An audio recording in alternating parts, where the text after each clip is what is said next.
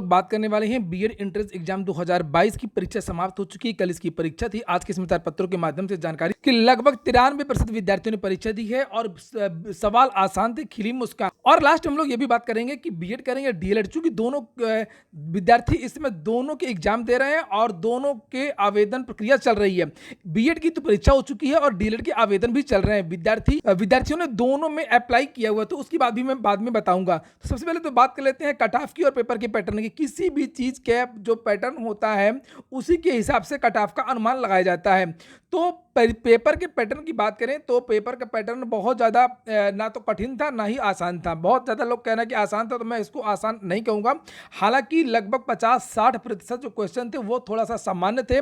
उसके बाद अगर बाकी प्रश्नों को देखा जाए तो प्रश्न काफ़ी कठिन भी थे। कुछ क्वेश्चन यहाँ पर आप लोग देख सकते हैं पूछे गए थे, जैसे कौन सा आर्टिकल आपातकाल से है। बहुत सारे वहाँ पर अनुच्छेदों का नाम लिखा, 352, 53, 54, 55, 56, 360 भी था विकल्प में।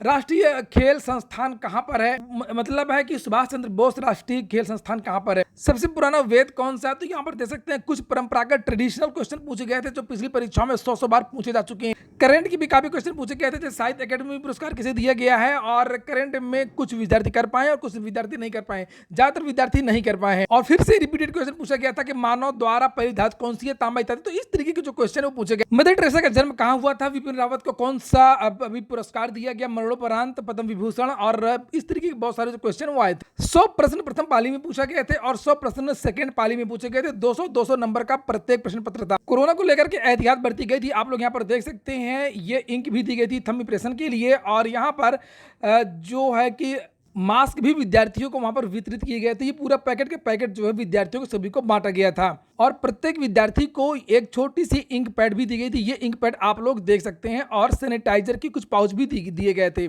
तो अगर हम लोग ये देखें कि कितने लोगों ने आवेदन किया था, तो लगभग 6.5 लाख लोगों ने आवेदन किया था बीएड के लिए। और इसमें से इस बार का जो पेपर का जो पैटर्न था वो आप लोग देख ही सकते हैं, और पिछले वाले जो पेपर उनकी अगर हम लोग तुलना करें तो थोड़ा सा जो कट ऑफ 10-5 क्वेश्चन जो है वो ज़्यादा जाएगी। और इस बार जो कट ऑफ जा सकती है वो 120 या 25 प्रश्न, 120 से लेकर के 125। अब ये कट ऑफ क्या होती है, कट ऑफ तो कोई होती नहीं है, ये केवल मैं बता रहा हूँ गवर्नमेंट कॉलेज इतने में आपको मिल सकता है। और एडमिशन तो आपका, अगर प्राइवेट कॉलेजों को अगर हम लोग बात करें जोड़ करके, तो आपके अगर 1 नंबर भी हैं तब भी आपका एडमिशन हो जाएगा। उत्तर प्रदेश में जितने भी विश्वविद्यालय हैं, विद्यालय जहां पर बीएड की पढ़ाई होती है, अगर आपको बीएड करना है तो आपको ये एंट्रेंस देना होगा, चाहे आप उसमें एक ही नंबर क्यों ना लाएं। अगर प्राइवेट विद्यालय में एडमिशन लेना है, बिना इसके अब एडमिशन नहीं हो पाएगा, चाहे मैनेजमेंट कोटा हो या चाहे जो भी हो, अब वो चीज़ें नहीं होती हैं, इसलिए आपको एग्जाम देना होगा। गवर्नमेंट कॉलेज लगभग 10,000 हैं जिनकी सीटें हैं। कुछ हिंदी संस्कृत विद्यालयों को अगर जोड़ देंगे तो 12-13 हज़ार हो जाएंगी। उनसे ज़्यादा विद्यार्थियों को मतलब होता नहीं संस्कृत विद्यालयों से। अगर आपका संस्कृत विषय, संस्कृत से स्नातक है, तो आपको जरूर फायदा मिल सकता है। फिलहाल हम लोग अगर गवर्नमेंट कॉलेज की बात करें, चूंकि वहाँ पर फीस बहुत कम होती है, गवर्नमेंट कॉलेजों की फ़ीस जो है लगभग 4,000 से लेकर के 8,000 के बीच में रहती है। कुछ अलग अलग अंतर भी रहता है कुछ विद्यालयों में, क्योंकि कुछ यूनिवर्सिटी होती हैं, कुछ एडेड विद्यालय होते हैं। तो जो यूनिवर्सिटी होती है वहाँ पर बेहद कम फीस होती है, 2,000 या 2,500, 3,000 तक होती है। यूनिवर्सिटी के अलावा जो एडेड विद्यालय होते हैं उनकी फ़ीस 8 से 10,000 तक होती है। और इसलिए मैं ये बात कर रहा हूँ कि अगर आपको इन दोनों में से अगर एडमिशन लेना है तो आपके लगभग 120 से 25 नंबर होने चाहिए।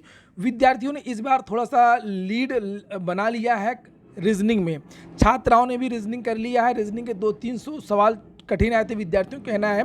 जो सीरीज के थे A B B C C B A, इस तरीके की जो सीरीज आती है, डैश B फिर डैश, इस तरीके से ये 1-2 सवालों को अगर छोड़ दिया जाए तो ज़्यादातर रीजनिंग छात्र और छात्राओं ने कर लिया था, नंबर इत्यादि।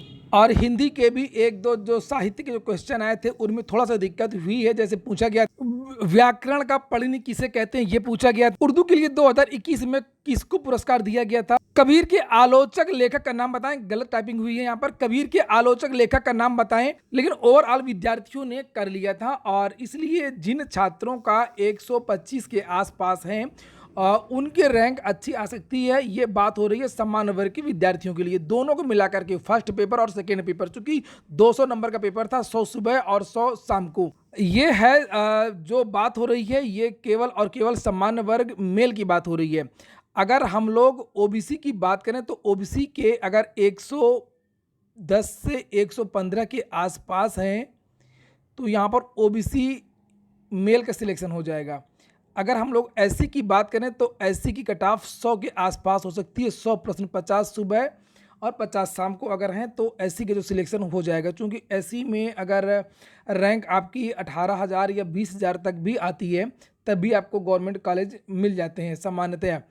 और ओबीसी के लिए थोड़ा सा मुश्किल होता है। ओबीसी की जनरल रैंक अगर 8 से 10,000 के आसपास होती है, 8 से 10,000 के आसपास, तब गवर्नमेंट कॉलेज मिल सकता है। और इसी तरीके से जनरल की अगर हम लोग बात करें तो जनरल में 4,000 से लेकर के 5,000 तक अगर जनरल रैंक है खींच करके, तब आपको गवर्नमेंट कॉलेज मिल जाता है।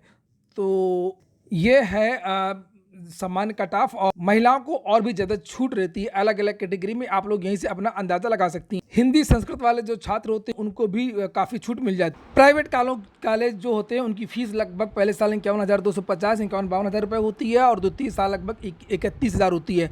तो वही 82-83,000 टोटल फीस पड़ती है और रहने का, खाने का, हॉस्टल का अलग खर्चे वो अलग लेते हैं। लेकिन कुछ अन्य सुविधाओं की वजह से विद्यार्थी प्राइवेट कॉलेज भी लेते हैं। और अब हम लोग बात करने वाले हैं बीएड करें या डीएलएड करें। तो फीस तो दोनों की लगभग बराबर ही है, बीएड और डीएलएड की, और इसलिए यहाँ पर तो दोनों में समानता है। लेकिन करना क्या बेहतर होगा, तो आप लोगों ने देखा होगा कि डीएलएड में विद्यार्थियों की रुचि कम हो रही है और बीएड में अभी भी विद्यार्थी आवेदन लगातार कर रहे हैं। तो उसका कारण ये है कि बीएड को बहुत सारे मौके मिलते हैं, जैसे कि इस समय टीजीटी के भी आवेदन हो रहे हैं। खंड शिक्षा अधिकारी की भर्ती आने वाली है, अगले 2 महीने के अंदर खंड शिक्षा अधिकारी की भर्ती आ जाएगी। इसके अलावा उत्तर प्रदेश लोक सेवा आयोग से बहुत सारी जो पीसीएस की भर्तियाँ निकलती हैं उसमें बीएड के लिए भी पोस्ट होती है, चाहे वो डायरेक्ट प्रवक्ता हो या बीएसए इत्यादि की। इससे भी बड़ा चार्म है कि बीएड अगर आप किए हैं, टीईटी अगर आप किए हैं, तो आपको प्राइवेट कॉलेज आजकल दबा के पैसे दे रहे हैं, कमा भी रहे हैं और वेतन भी अच्छा दे रहे हैं। तो आप लोग प्राइवेट सेक्टर में भी जा सकते हैं, लेकिन प्राइवेट सेक्टर में डीएलएड की कोई खास पूछ नहीं है। रही संकट की बात, जो सुप्रीम कोर्ट में मामला चल रहा है, तो ऐसा अभी नहीं है कि बीएड शामिल नहीं होगा। आज नहीं तो कल अगर कोई दिक्कत आ भी गई बीएड को, तो चूंकि केंद्र सरकार खुद ही बचा रही है, एनसीटी खुद ही बचा रही है, वो कोई नया अधिनियम ला करके बीएड को सुरक्षित करेगी, तो बीएड तो शामिल होगा, भले ही इस मैटर में अभी कुछ भी हो जो भी चल रहा है। यानी कि अगर हाई कोर्ट ने या सुप्रीम कोर्ट ने कोई खिलाफ आर्डर भी दिया तो उसको बाद में जो सरकार है या संसद है उसको ठीक करेगी। बीएड को जरूर प्राथमिक में शामिल करने की कोशिश करेगी सरकार। और वहीं पर जो डीएलएड के छात्र हैं उनको भी हताश होने की आवश्यकता नहीं है। डीएलएड तो पूरी तरीके से प्राथमिक में सुरक्षित है ही, और बस इनके अवसर थोड़ा सा कम है। लेकिन अगर वो अध्यापक बनना चाहते हैं, सेवा करना चाहते हैं समाज की, तो वो डीएलएड करें और साथ में अपनी तैयारी भी करें, क्योंकि अब सुपर टीईटी भी होने लगा है। और जो 2 साल 3 साल 4 साल जो वैकेंसी नहीं आती है उस बीच में कोचिंग करें, तैयारी करें।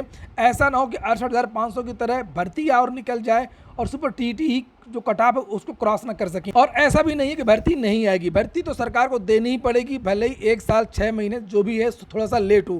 प्राथमिक विद्यालय जो है बिना अध्यापक के चल ही नहीं सकते। तो अगर अध्यापक ही बनना है तो आप लोग डीएलएड कर सकते हैं, इसमें कोई डाउट नहीं है। अगर अध्यापक बनने के साथ साथ में अन्य क्षेत्र में भी ध्यान देना है। एक चीज़ और, चूँकि सुपर टीईटी में नंबर जुड़ते हैं एकेडमिक के, तो वहाँ पर डीएलएड में नंबर ज़्यादा मिलते हैं अमूमन डीएलएड में। और बीएड में विद्यार्थियों को 60 से 70% के एवरेज नंबर मिलता है, 60% 70% या 75 आप मान लें। और वहीं पर डीएलएड में 90 से स्टार्टिंग होती है, 90 से लेकर के 95%। तो यहाँ पर ये एकेडमिक बढ़ जाता था थोड़ा सा, ये एक फ़ायदा और होता है डीएलएड में। तो फिलहाल ये हो गया आज का वीडियो। पूरा वीडियो सुनने के लिए बहुत बहुत धन्यवाद।